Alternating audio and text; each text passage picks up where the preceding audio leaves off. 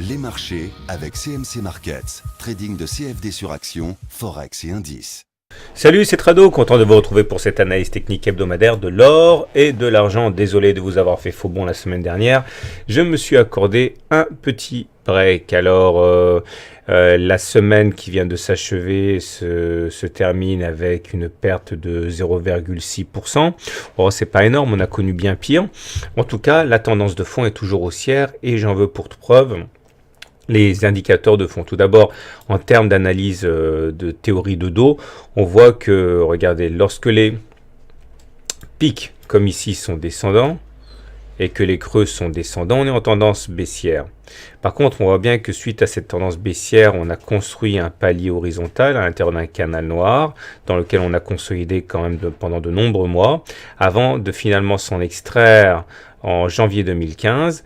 Et depuis cette date, on constate que les pics sont devenus ascendants et que les creux sont également ascendants. Donc au regard de cette théorie, on est toujours en tendance haussière. Et le creux que nous avons fait la semaine dernière, en fin de semaine, eh bien, ne remet absolument pas en cause l'idée selon laquelle nous serions en tendance haussière, puisque les creux, s'il s'agit d'un creux définitif ici, est bien ascendant par rapport au précédent.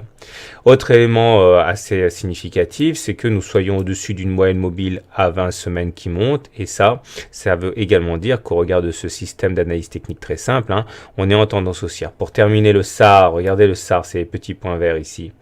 Et bien tant que le SAR est en dessous des cours, on est en tendance haussière. Regardez par rapport à ici, là les petits points étaient rouges, ils étaient au-dessus des cours, on était en tendance baissière.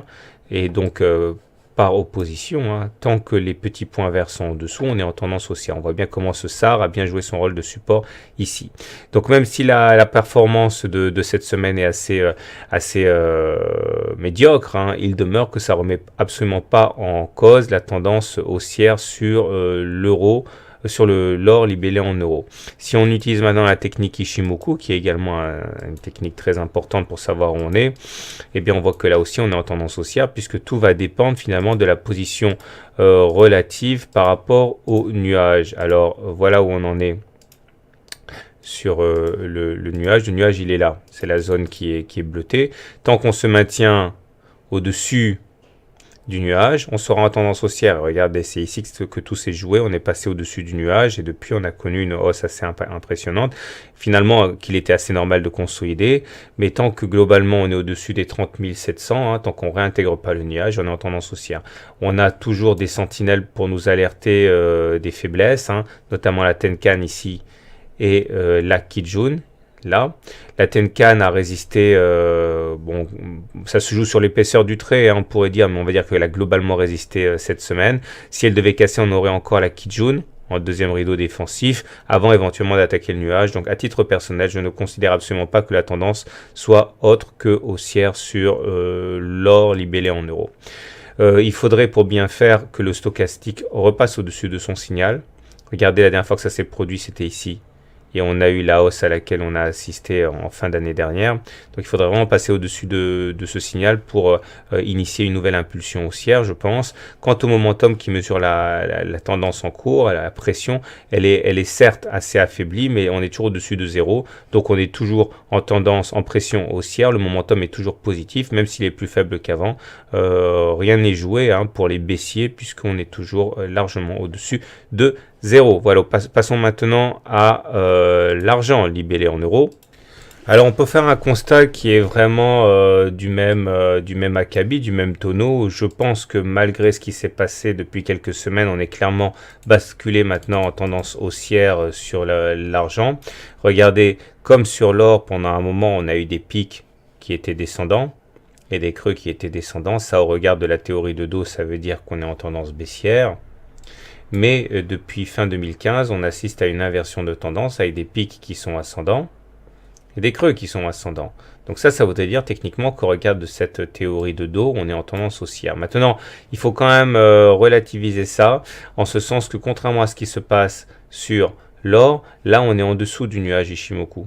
C'est-à-dire qu'on n'est plus en tendance haussière au regard de système. En fait, on n'est jamais passé en tendance haussière au regard du système Ishimoku sur l'argent, puisqu'il faut toujours une bougie au-dessus du nuage et une bougie de confirmation.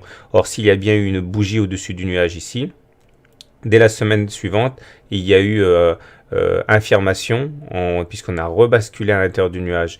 Et donc on n'est jamais basculé en tendance haussière sur l'argent, on l'est encore moins maintenant, puisque maintenant on est en dessous du nuage. Ok, donc si on est bien en tendance haussière au regard de la théorie de Do, on n'est pas en tendance haussière au regard de la théorie Ishimoku. Par contre, le SAR là aussi est en dessous des cours, donc ça c'est positif, et là aussi on est au-dessus du moyenne mobile à 20 semaines qui croît, c'est globalement positif. Donc si sur l'or tous les systèmes de tendance sont ouverts, sur l'argent ils le sont tous aussi, à l'exception du système Ishimoku qui est pourtant un système quand même très fiable. Donc ça va dépendre évidemment du système que vous suivez, mais globalement je dirais ballottage favorable pour les haussiers. Au niveau des indicateurs techniques c'est pareil, c'est-à-dire que sur le stochastique on est en dessous du signal, il faudrait passer au-dessus du signal comme ça a été le cas ici pour impulser une dynamique haussière, on n'y est pas encore. Et comme pour l'or, sur le momentum, ça reste positif, donc la pression demeure haussière, même si elle est clairement affaiblie, puisqu'on voit que ça décline depuis janvier 2015. Hein. Donc idéalement, il faudrait vraiment se hisser au-dessus des 490, allez 500 € le kilo pour repasser au-dessus du nuage. Ça fait un moment que c'est pas arrivé. Hein. Regardez, hein, la dernière fois que ça s'est produit, c'était là, et ça n'a duré que 4 semaines. Mais en tout cas, il faut passer par là pour espérer avoir des éléments positifs à moyen, long terme. Voilà, je vous souhaite une bonne soirée, un bon week-end, de bons trades, et je vous dis à la semaine prochaine pour la mise à jour de l'analyse technique des métaux précieux.